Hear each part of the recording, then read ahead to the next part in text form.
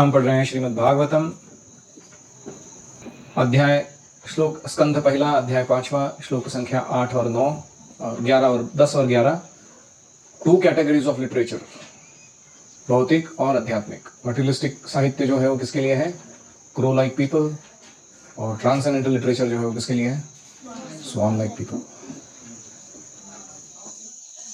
तद्वाग विसर्गो जनताघ विप्लवो यस्मिन् प्रतिश्लोकमबद्धवत्यपि नामानि अनन्तस्य यशोऽङ्कितानि यत् शृण्वन्ति गायन्ति गृह्णन्ति साधवः।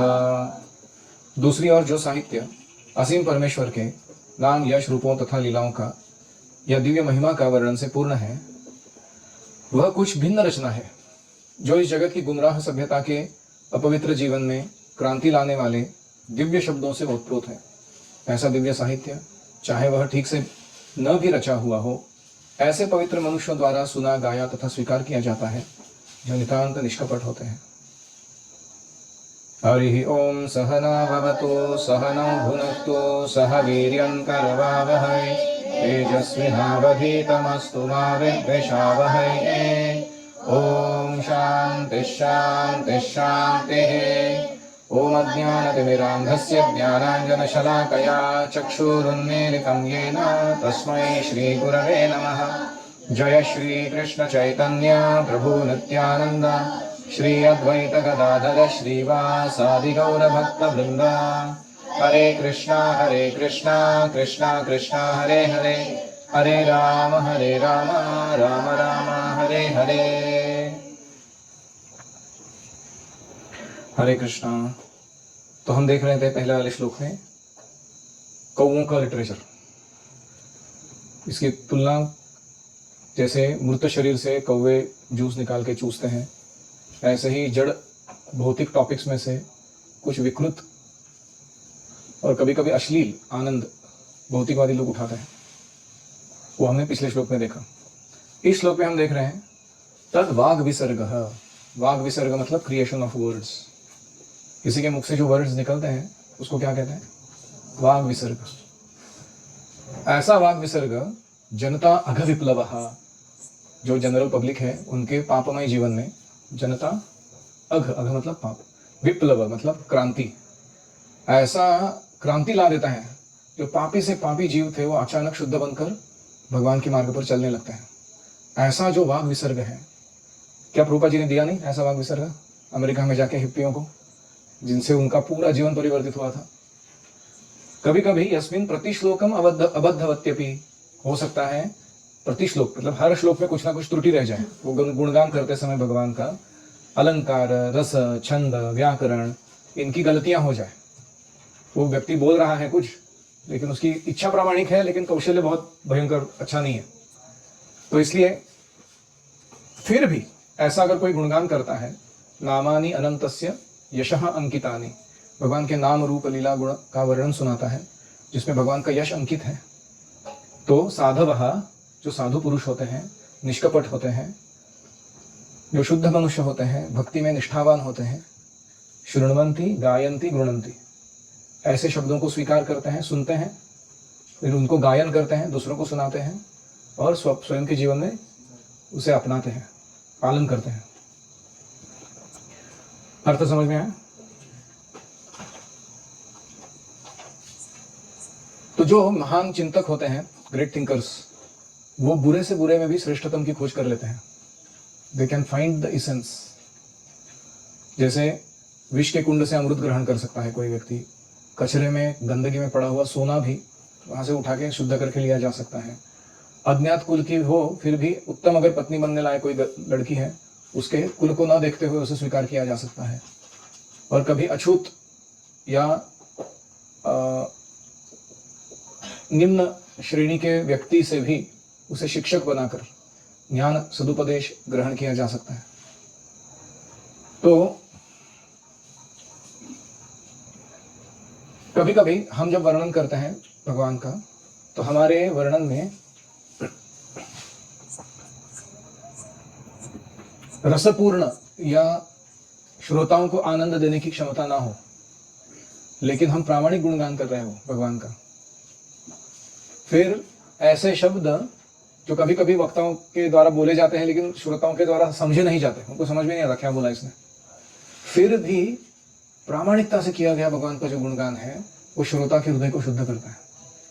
जैसे प्रभुपाद जी जब पहली बार अमेरिका गए थे, उनका हेवी इंग्लिश एक्सेंट था, विक्टोरियन इंग्लिश, और वो अमेरिकन लोगों को समझ में नहीं आता था। बंगाली स्टाइल का इंग्लिश थोड़ा सा बोलते हैं ना प्रभुपाद। बहुत बार उनको समझ में नहीं आता था कि स्वामी जी कह क्या रहे हैं, लेकिन उनको इतना समझ में आता था कि स्वामी जी बड़े सीरियस है अध्यात्म के मामले में, और जब बोलते तो कृष्ण को बड़ा प्रेम करते वो बहुत तीव्रता से गुणगान करते हैं, इतना ही समझ में आता था। ऐसे क्लास में बैठ के जिसमें कुछ समझ में नहीं आ रहा, धीरे धीरे वो क्या हो गया, हृदय परिवर्तन हो गया। वो हिप्पी लोग जो है वो भक्त बन गए। एक बार गिरिराज महाराज कोई जुहू में प्रभुपाद जी का प्रवचन चल रहा था, तो कुछ गेस्ट्स आए थे, इंग्लिश में बोल रहे थे शुरुआत में प्रभुपाद, गेस्ट आए थे, तो प्रभुपाद जी ने, भारतीय लोग थे वो, तो इसलिए हिंदी में बोलना शुरू किया। तो एक भक्त जो उठ के जाने लगे, तो प्रभुपाद जी ने बोला सिट डाउन, वापस बैठो, क्योंकि वो फॉरेनर थे, उनको हिंदी नहीं समझ में आती थी। प्रभुपाद जी ने कहा भाषा भले समझ में ना आए लेकिन ये ध्वनि बहुत पवित्र है, तुम केवल उपस्थित रहोगे तो तुम्हारा हृदय शुद्ध होगा।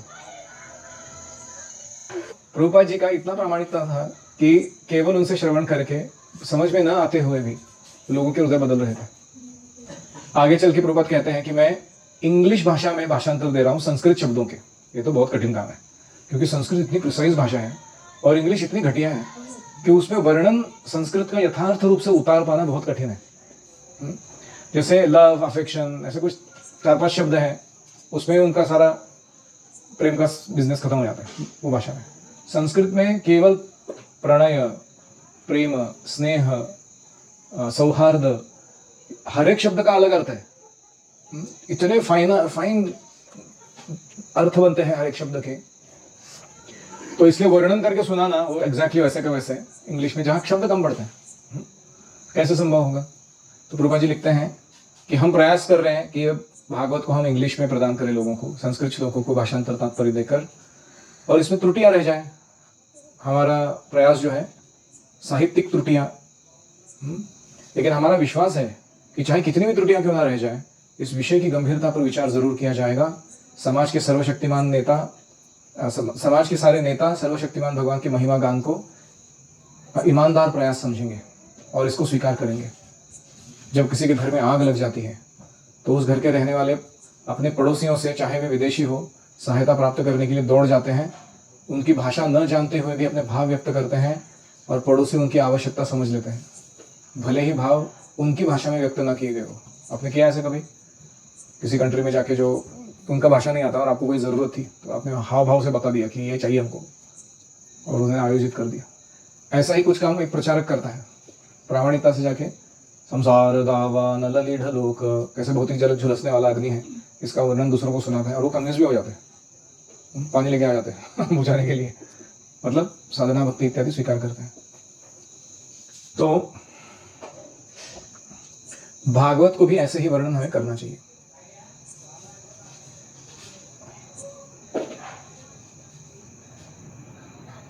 कोई कहेगा अगर भागवत नहीं सुनाया जाएगा, पढ़ाया जाएगा, चर्चा नहीं की गई जगत में, क्या फर्क पड़ने वाला है, जब तो चल ही रहा है ना। प्रभुपाद लिखते हैं जब विश्व भर की जनता में अनेकानेक भौतिकतावादी कार्यकलाप चलते रहते हैं तो इसमें कोई आश्चर्य नहीं कि कोई व्यक्ति या राष्ट्र तनिक सी उत्तेजना पर दूसरे व्यक्ति या राष्ट्र पर आक्रमण कर देता है। आपने देखा है झगड़े कैसे होते हैं दुनिया में, छोटे छोटे कारणों के झगड़े होते हैं। जैसे बस में जाते हैं लोग, कोई खिड़की से रुमाल डाल देता है और अंदर चढ़ा हुआ व्यक्ति रुमाल को जमीन पर डाल के खुद बैठ जाता है। अभी इतने से टॉपिक पे वो दोनों पूरा जर्नी 4-5 घंटा गाली गलौज करते हैं, मारते हैं एक दूसरे को, बहुत भला बुरा कहते हैं। देखा आपने? तो ऐसे ही कोई राष्ट्र है, किसी राष्ट्र ने थोड़ा सा कुछ एक्साइट कर दिया, कोई टॉपिक, तुरंत झगड़ा, युद्ध उसके ऊपर चालू रहता है। कितना मनुष्य का जो समृद्धि है उसको नष्ट करते हैं। तो ये भौतिकवादी टॉपिक्स का लक्षण है। आप भी एक दूसरे के बीच में अगर केवल भौतिकवादी चर्चाएं करते रहोगे, आप कभी भी एक दूसरे का झगड़ा चालू कर सकते हो। At any given point of time the quarrel is just about to begin. कितने लोगों ने अनुभव किया इसको कि तुरंत कुछ तो हो जाता है और फिर मतभेद होते हैं, झगड़ा चालू होता है, संघर्ष चालू होता है। यह कलयुग का नियम है, कलह युग का यही नियम है। वातावरण पहले से सभी तरह के भ्रष्टाचार से प्रदूषित है इंद्रिय तृप्ति के विचारों से इतना सारा साहित्य भरा पड़ा हुआ है। मतलब कलयुग में वातावरण कैसा है, बिलबोर्ड्स, मूवीज, पोस्टर्स, ये सब देखो तो एक लड़का है ना, मसल दिखा रहा है, एक दृश्य में गन दिखा के दूसरे ने लड़की पकड़ा हुआ है। सेक्स एंड वायलेंस दोनों एक साथ साइमल्टेनियसली, रजोगुण तमोगुण दोनों एक साथ चल रहे हैं।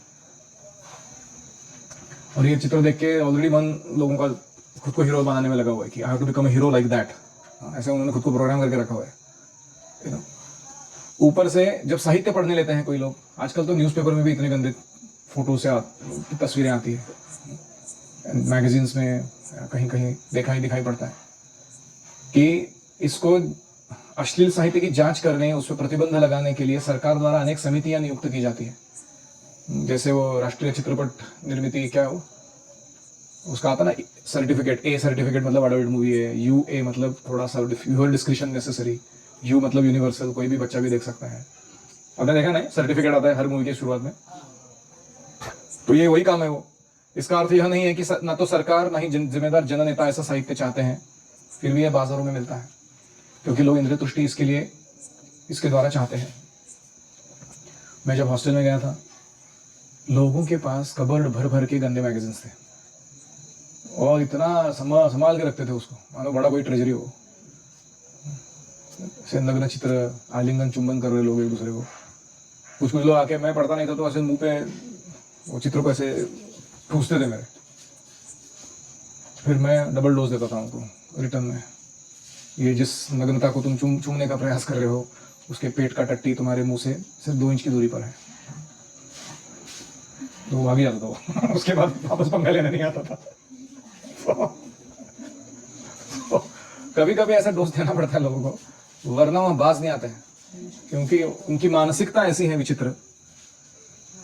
तो सामान्य रूप से लोग कुछ ना कुछ अच्छा पढ़ना चाहते हैं, ये स्वाभाविक वृत्ति है हमारी, लेकिन हमारा मस्तिष्क दूषित है, वातावरण दूषित है, पढ़ने का साहित्य दूषित है, तो क्या प्राप्त होगा जीवन में। इसीलिए श्रीमद् भागवत जैसा साहित्य हमें प्रसारित करना चाहिए। इससे क्या होगा, सामान्य जनों के भ्रष्ट मन के क्रियाकलाप कम होंगे। Monkey mind will reduce, monk mind will get enhanced. फिर जो रोचक साहित्य पढ़ने की चाह है, अरे कुछ तो थ्रिलिंग, एडवेंचरस, ह्यूमरस ऐसा पढ़ने को मिलना चाहिए, वो जरूरत पूरी हो जाएगी। प्रारंभ में वैसे पसंद ना भी करे, जैसे पीलिया वाला व्यक्ति मिश्री नहीं खाना चाहता, लेकिन मिश्री खाना यही पीलिया का उपचार है। भागवत पढ़ते रहो। भगवद्गीता भागवत के पठन को लोकप्रिय बनाने का विधिवत प्रचार होना चाहिए, क्योंकि यह इंद्रिय तृप्ति रूपी पीलिया के लिए मिश्री का काम करेगा। जब लोग इस साहित्य के प्रति रुचि उत्पन्न कर लेंगे तो अभी जो समाज में विष फैला हुआ है वो अपने आप ही समाप्त हो जाएगा। अगर कोई कस्टमर ही नहीं है, कौन प्रोड्यूस करेगा प्रोडक्ट। जैसे हम मायापुर गए थे, मायापुर में सारे भक्त हैं, कोई मीट ईटिंग करता ही नहीं है। एक भी मांस का दुकान दिखा आपको कहीं, कस्टमर ही नहीं है उसको, क्या करेगा लोग। ऐसे ही सब लोग भक्त बन जाएंगे, अच्छा साहित्य पढ़ने लगेंगे। ये सारे गंदे, आप जाके देखो ट्रेन स्टेशन पे जो बुक स्टॉल होता है ना, 90% कचरा होता है वो, उसके अंदर का लिटरेचर। तो लोग पीते तो पानी है बिस्लरी का, ताकि गंदा जो ट्रेन का वाटर है वो बीमारी ना पैदा करे शरीर में, लेकिन पढ़ते हैं साहित्य इतना गंदा, उनको ये समझ में नहीं आ रहा है कि ये कंटेमिनेशन माइंड में जा रहा है और आगे जाके वो दोनों की वाट लगाने वाला है, मन की भी और शरीर की भी। तो ये वो समझ नहीं पाते हैं। अतः हमारा विश्वास है कि प्रत्येक व्यक्ति श्रीमद् भागवत का स्वागत करेगा, त्रुटियां क्यों ना हो इसमें। जैसे नारद मुनि इस अध्याय में प्रकट हुए हैं, वे कह रहे हैं कि लोग फिर भी इसे स्वीकार करेंगे। तो मैं एप्लीकेशन के रूप में इतना ही कहना चाहूंगा, as a gurukula boy you should not take any interest in reading materialistic literatures. You should try and develop spiritual tastes. और ये डिफिकल्ट नहीं है, बहुत सरल है ये। वो रोज थोड़ा आधा घंटा निकाल के, 20 मिनट निकाल के कोई ना कोई अच्छा साहित्य पढ़ना है। आप देख रहे हो उधर पुस्तकों में मैं तैर रहा हूँ, मैं उधर इतने पुस्तक हैं हमारे पास अच्छे। तो make it a point that even if you finish 1 book a day, 8 years में खत्म होगा वो पूरा। इतना पुस्तक है हमारे पास। तो प्लीज, अगर 2400 पुस्तक है मेरे पास, तुम 300 दिन इधर रह रहे हो साल के, हर दिन एक पुस्तक खत्म करोगे तो भी 8 साल लगेंगे तुमको। इतना लिटरेचर पड़ा हुआ है हमारे पास। तो आपका समय है कहाँ फालतू बातें करने के लिए। समय है कहाँ करना कुछ तो फालतू स्क्रीन पे देखो या पढ़ो, ये सब करने के लिए। और यहाँ से जब बाहर निकल के जाओगे, 11th हो, 12th हो या इंजीनियरिंग, जो भी तुम्हारा ग्रेजुएशन पोस्ट ग्रेजुएशन स्टडी हो, अजीब तरीके के फ्रेंड्स मिलेंगे, गंदे लोग एकदम, उनका रीडिंग वैचारिक लेवल इतना घटिया है कि what kind of horrible thought somebody can harbour. तो इसलिए ऐसे सुअरों के साथ या कुत्तों के साथ अपना संग बढ़ाना नहीं, तुमको हमसों के साथ ही संग करना है, और कौओं के झुंड में जाके बैठ के वापस काव काव नहीं करने लगने का। समझ रहे हो? अभी ये सब बताने के बाद अच्छा साहित्य और बुरा साहित्य का फर्क 12 से लेके 16 जो श्लोक है, इसमें बताया जाएगा कि bhakti is the only valuable asset and other processes are actually condemned. वो डिस्ट्रैक्शन है भक्ति से। तो ये पॉइंट बोलने के लिए अभी नारद मुनि एकदम इतना सुंदर भक्ति का वर्णन करेंगे। नैष्कर्म्यम अपि अच्युत भाव वर्जितम न शोभते ज्ञानमलम निरंजनम उतः पुनः शश्वत भद्रमीश्वरे न चार्पितम कर्म यदप्य कारणम। आत्म साक्षात्कार का ज्ञान समस्त भौतिक आसक्ति से रहित होने पर भी शोभा नहीं देता यदि वह ईश्वर के भाव से, अच्युत के भाव से शून्य हो। तो फिर उन सकाम कर्मों से क्या लाभ है यदि वे भगवान की भक्ति के लिए काम न आ सके और जो स्वभावतः प्रारंभ से ही दुखप्रद और क्षणिक होते हैं। Actually the Hindi makes it more difficult to understand. सरल भाषा में नैष्कर्म्य का अर्थ है कि आत्म साक्षात्कार प्राप्त करना, अहम ब्रह्मास्मि, मैं स्पिरिट हूं, मैं मैटर नहीं हूं, ये समझ जाना और उस स्थिति में कार्य करना, उसको कहते हैं नैष्कर्म्य। No material work we are performing in that state. नैव किंचित करोमीति युक्तो मन्येत तत्त्ववित् अश्नन् जिघ्रन् स्पृशन् शृण्वन् अश्नन् गच्छन् स्वपन् श्वसन् प्रलपन् विसृजन् गृह्णन् उन्मिषन् निमिषन् अपि इंद्रियार्थेषु वर्तन्त इति धारयन्। जैसे कार चला रहा है कोई व्यक्ति, वो अगर अपने कार से अपना आइडेंटिफिकेशन नहीं कर रहा है, उसको मालूम है कि मैं बिजनेसमैन हूं, मैं बिजनेस के टूर पे जा रहा हूं, तो क्या वो ये भाषा बोलेगा कि मेरा टायर पंक्चर हो गया? तुम्हारा टायर कैसे पंक्चर हो सकता है? गाड़ी का टायर पंक्चर होता है ना। या मेरा साइलेंसर से काला धुआं निकल रहा था, तुम्हारा साइलेंसर से काला धुआं कैसे निकल रहा है? गाड़ी के साइलेंसर से काला धुआं निकल रहा है। आप समझ रहे हो? तो शरीर के साथ अपना आइडेंटिफिकेशन कर रहा है वो व्यक्ति नैष्कर्म्य पालन नहीं कर सकता। जो आत्मा के स्तर पर जी रहा है उसे समझ में आता है कि मेरी ये जो गाड़ी है शरीर रूपी, ये इंटरेक्शन कर रही है बाहर के जगत के साथ, लेकिन मैं इसमें इन्वॉल्व नहीं हूँ। मेरा मेन बिजनेस है कृष्ण भावना, वो बिजनेस में मेरा ध्यान है। ये खाना, सोना, नंबर 2 करना, ये चलता रहेगा as a side process. That's not my absorption. मैं उसमें अपनी चेतना को नहीं डालूंगा। इसको कहते हैं नैष्कर्म्य। समझ में आया? अभी कोई ऐसे स्तर पर है, आत्म साक्षात्कारी पुरुष है, लेकिन अच्युत भाव वर्जितम, कृष्ण भावना नहीं है उसके अंदर, न शोभते, ये शोभा नहीं देता। ऐसा ज्ञान जो उपाधियों से रहित है परंतु कृष्ण भावना का उसमें कोई भाव नहीं है, वो शोभा नहीं देता। जैसे कोई पुत्र है, वो पिता से झगड़ा करने के कारण स्वतंत्र तो रह रहा है और स्वतंत्र रहते समय अपना बिजनेस भी सेटअप कर लिया उसने, लेकिन पिता के साथ जो अनबन है उसको सुलझा नहीं रहा है। तो उसका जो जीवन है वो अशांत जरूर रहेगा, भले उसको भौतिक रूप से कुछ भी क्यों ना प्राप्त होता है, क्योंकि संबंधों में जो दरार होती है वो सुविधाओं को नीरस बना देती है, उससे मजा नहीं आता जीवन में। तो इसलिए ज्ञानी जो नैष्कर्म्य पालन कर रहा है लेकिन भगवान से संबंध नहीं जोड़ पा रहा है, यह उसका नैष्कर्म्य उसको ज्यादा देर सुख नहीं प्रदान करेगा। तो कोई कहेगा फिर उन सकाम कर्मों की बात क्या कहे? नैष्कर्म्य आनंद नहीं दे सकता अगर भक्ति से वर्जित हो, तो कोई सकाम कर्म कर रहा है। सकाम कर्म मतलब क्या होता है? वर्क हार्ड पार्टी हार्डर, इसको बोलते हैं सकाम कर्म। 5 दिन कंपनी में जाके ऐसा जॉब करो 16 घंटा, फिर अच्छा पैकेज लेके घर आओ, 8 लाख रुपए साल का, 16 लाख रुपए साल का पैकेज, और फिर क्या करो? सैटरडे संडे को भोग करो अच्छे से, पब्स में जाओ, दारू पियो, डिस्को डांडिया अजीब तरीके की हरकतें करो बंदर जैसी। तो ये जो है सकाम कर्म, I will work hard, get good Karma accumulated and enjoy material life. ये भी तो बिल्कुल शोभा नहीं देता मनुष्य को। क्यों? उसमें दो प्रॉब्लम है। एक है कि वो कर्म शुरुआत से ही दुखप्रद होता है। यही संस्पर्श जब होगा दुख योनया एवते। Contact of sense and sense objects क्या कराता है? हाँ, मिजरी को जन्म दे देता है। Baby is conceived but not delivered immediately. तुरंत जैसे कॉन्टैक्ट हो गया, baby of misery is conceived, जन्म ले लेता है वो। अभी बहुत थोड़े दिन का ही, थोड़े क्षणों का ही बात है कि वो दुख बाहर आएगा किसी न किसी प्रकार से। तो इसलिए वो दुखप्रद है। और दूसरा वो क्षणिक है। मिल भी जाए कोई सुख तुम्हें, कितना देर टिकता है वो? जैसे हम आइसक्रीम खाते हैं, आइसक्रीम का आनंद कितने सेकंड तक टिकता है? जब तक आइसक्रीम का जो गोला है जिह्वा के ऊपर मंडरा रहा है, ऐसे कुछ 5 या 10 सेकंड तक एक स्कूप का आनंद मिलता है। ऐसे आपने 50 स्कूप पिए खाए जो भी, तो 500 सेकंड का आनंद मिलता है total. Is that worth it? कितना क्षणिक है वो, जो टिकने वाला नहीं है। और इसीलिए जो बुद्धिमान व्यक्ति है वो इसमें आनंद नहीं लेता। न तेषु रमते बुधा।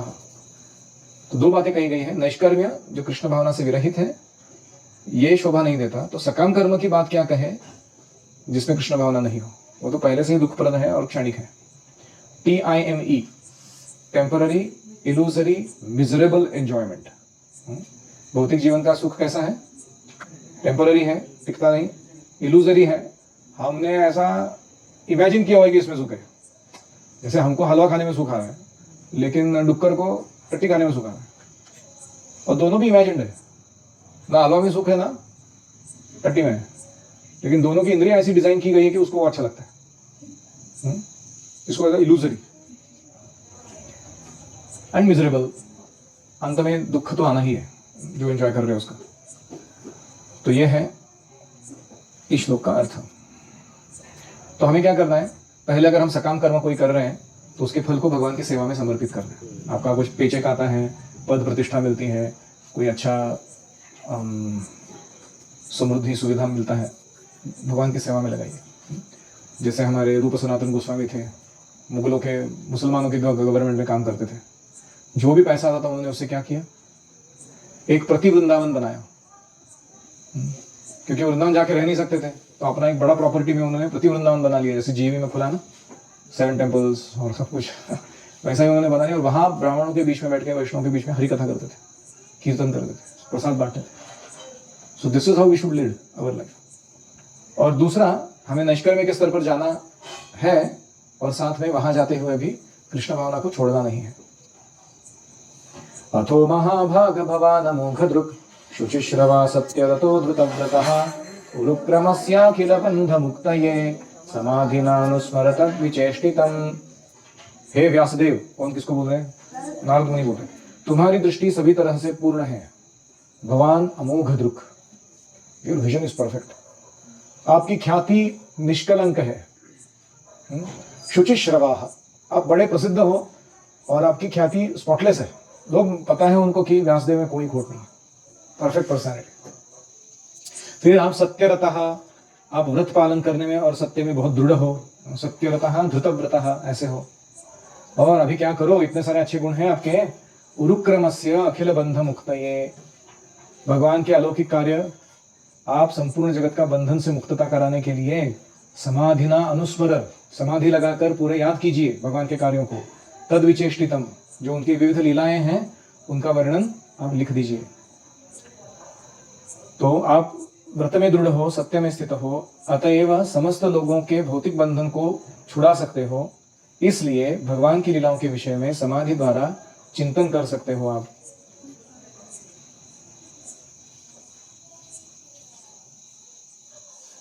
वैष्णव में श्रेष्ठतम नारद ऋषि ऐसे व्यर्थ साहित्य के अभागे शिकारों के प्रति करुणा से अभिभूत होकर व्यासदेव को ऐसा दिव्य साहित्य रचने के लिए उपदेश देते हैं जो न केवल आकर्षक हो अपितु सभी प्रकार के बंधनों से मोक्ष प्रदान करने वाला हो।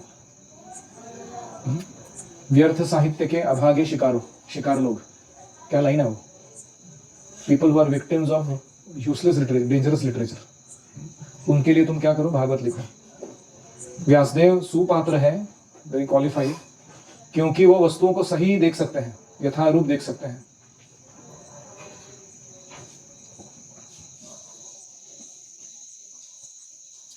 सारे विश्व में सहस्त्रों ऐसे साहित्यकार हैं जिन्होंने हजारों लाखों वर्षों से जनता की सूचना के लिए हजारों साहित्य कृतियां तैयार की है, लेकिन दुर्भाग्यवश इनमें से किसी के भी द्वारा पृथ्वी पर शांति या अमन चैन नहीं लाया जा सका।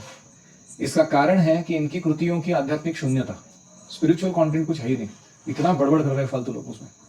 अतएव वैदिक साहित्य, विशेष रूप से भगवद गीता और भागवत, भौतिक सभ्यता के चंगुल से व्यक्ति को छुटकारा प्रदान कर सकता है। भगवद गीता भगवान का संदेश है और भागवत कृष्ण लीलाओं का आख्यान है। शाश्वत शांति और कष्टों से मुक्ति की जीव की लालसाओं को तुष्ट करने में यह ग्रंथ सर्वसमर्थ है। यह ग्रंथ पढ़ने मात्र से क्या मिलेगा? शांति और कष्टों से मुक्ति। जो भी रेगुलरली रिसाइट करेगा भगवद गीता भागवतम को, उसको गद्दा मेहनत नहीं करनी पड़ेगी और सुखपूर्वक अपने भौतिक जीवन को चला सकता है और भगवत धाम में वापस इसी जन्म में जा सकता है। कौन सा श्लोक?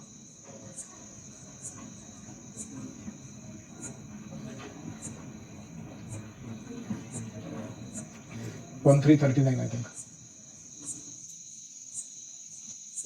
सारे अवतारों का वर्णन होने के बाद आता है वो श्लोक, तीसरे अध्याय का। उसके बाद सायं प्रातः गृणन् भक्त्या दुख ग्रामात् विमुच्यते। तो व्यासदेव, अभी उनका क्वालिफिकेशंस देखो, दृष्टि शक्ति है, विजनरी है, पांडित्य है, स्कॉलर है एकदम, श्रवण, चिंतन, अनुभव, ये सारे इंद्रिय के कार्यों में भी सिद्ध है। परफेक्ट हियरिंग करते हैं श्रवण, परफेक्ट चिंतन करते हैं जो सुना है उसके बारे में, और परफेक्ट अनुभव ग्रहण करते हैं उसके बारे में। क्योंकि मुक्त जीव की इंद्रियां पूर्ण होती है और ऐसी पूर्ण इंद्रियों से ही इंद्रियों के स्वामी ऋषिकेश की सेवा पूर्ण रूप से की जा सकती है।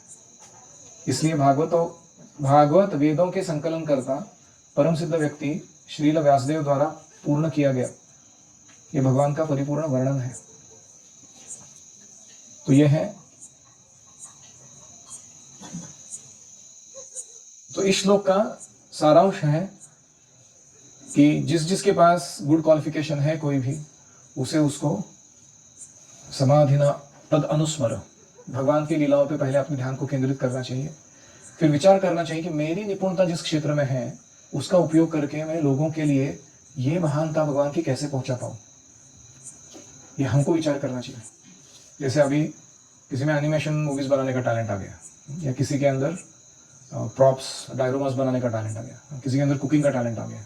गुरुकुल में रहते रहते आता ना, धीरे धीरे कृष्णा कुछ गिफ्ट देता है हमको, एजुकेशन, कोचिंग, वो कोई किसी का फील्ड है, क्षेत्र है वो, तो उसको क्या करना चाहिए? उसका उपयोग करके भगवान की महानता का वर्णन लोगों तक पहुंच सके, ऐसा आयोजन करना चाहिए। तो उस टैलेंट का सही उपयोग होगा। यहां पर हम विराम देंगे। किसी का कोई प्रश्न है?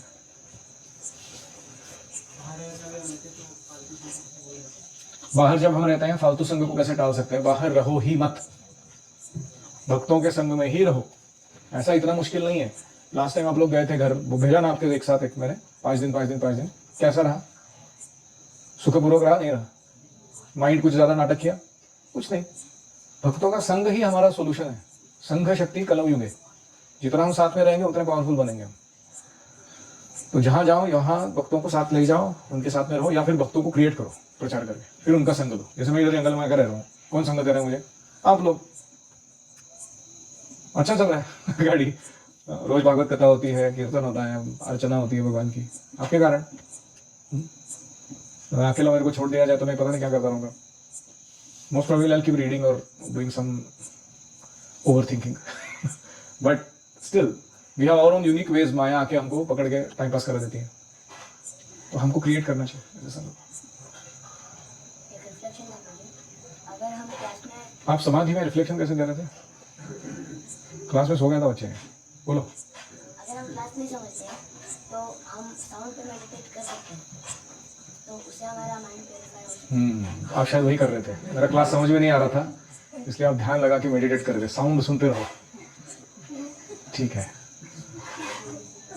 कभी कभी मैं शुरुआत में जब आया था, मुझे भी प्रभा जी की भाषा समझ में नहीं आती थी ढंग से।